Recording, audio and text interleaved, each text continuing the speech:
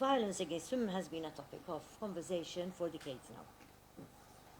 And sometimes I get the feeling that we might be getting stuck, sort of running on the spot.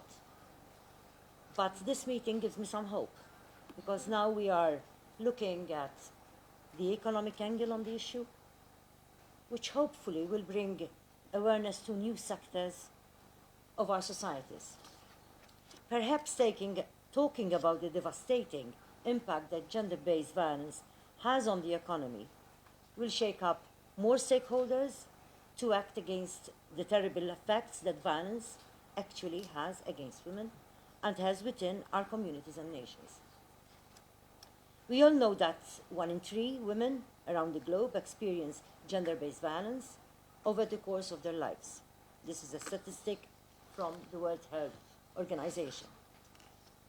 Another most troubling statistic is found within the European Union's member states, where some 43% of women have experienced psychological violence in their lifetime, while 1 in 3 women in the European Union has experienced physical and/or sexual violence since the age of 15 years. Regarding the effects of violence against women on the economy, the World Bank Group identifies gender-based violence as an area of increasing concern. In fact, and I want to quote Jenny Klugman, Gender and Development Director of the World Bank Group, has said, and I quote, "The need for systemic responses by governments and the international community to prevent and address violence against women is urgent and long overdue. Progress on this front would support efforts to reduce poverty and boost shared prosperity." End of quote. As a union of nations committed to the 2030 agenda, we must speak out about the enormous social and economic costs of violence against women. We cannot definitely achieve the United Nations Sustainable Development Goals with their focus on tackling poverty and ensuring global peace without focusing on Goal 5 in particular. Goal 5 explicitly states that we must end discrimination, violence against women and girls everywhere, and this must mean securing women's social and economic empowerment. We must acknowledge the importance of educating our children. If we succeed in educating our children, we will, in the process, educate their families and guardians about the urgent need for gender equality. We must also take up the far-reaching implications of the Council of Europe's Istanbul Convention on preventing and combating violence against women. We must make our communities aware that there is no excuse for gender-based violence on the basis of custom or tradition. Violence against women is a major violation of a woman's fundamental human rights, as we all know. Violence against women makes a mockery of our democratic values and is detrimental to the ideals of our democracies. Violence is an invasion of a woman's intrinsic dignity and a wound which has lasting effects on society, as we have been hearing actual research. We must be aware that gender-based violence manifests itself in widely different contexts. It could be in the classroom, in the home, or in the workplace, in places of conflict, but also in countries of apparent peace. So long as violence against women is allowed to persist, all forms of development are impeded. Violence against women stops an economy from attaining its full potential, while the whole of society suffers from the repercussions. Globally, conservative estimates of lost productivity, as we have heard already, and this is from researchers from UN Women, range from 1.2% of GDP to 2% of GDP.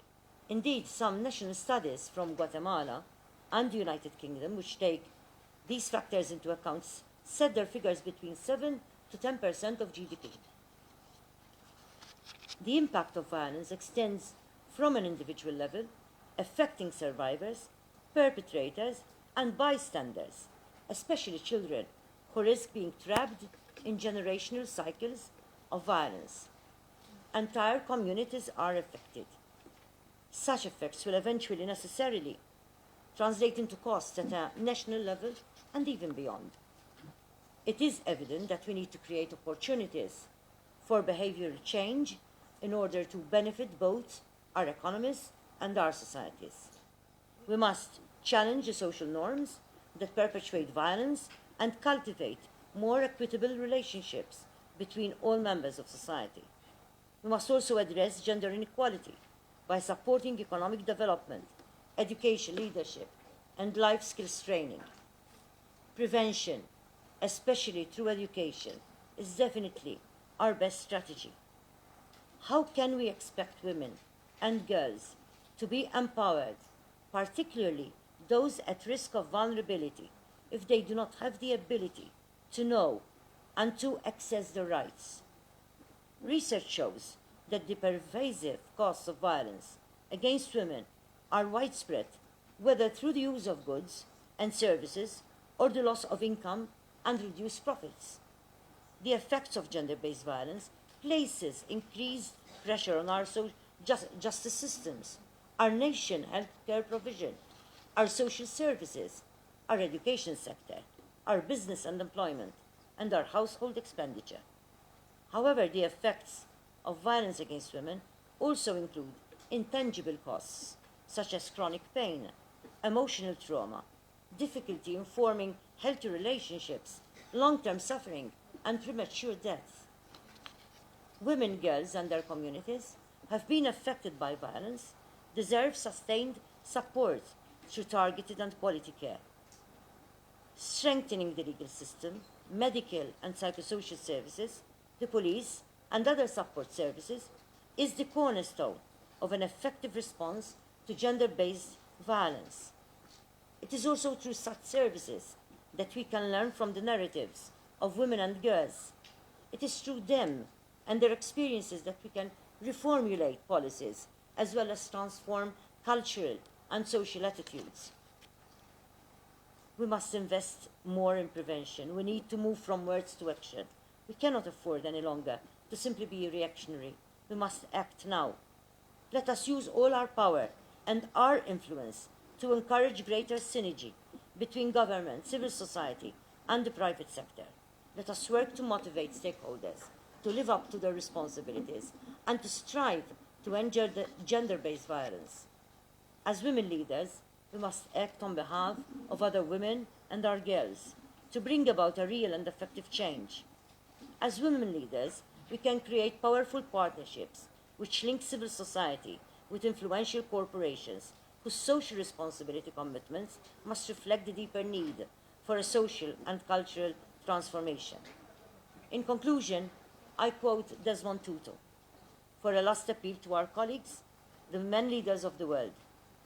It is by standing up for the rights of girls and women that we truly measure up as men. Unquote. Thank you.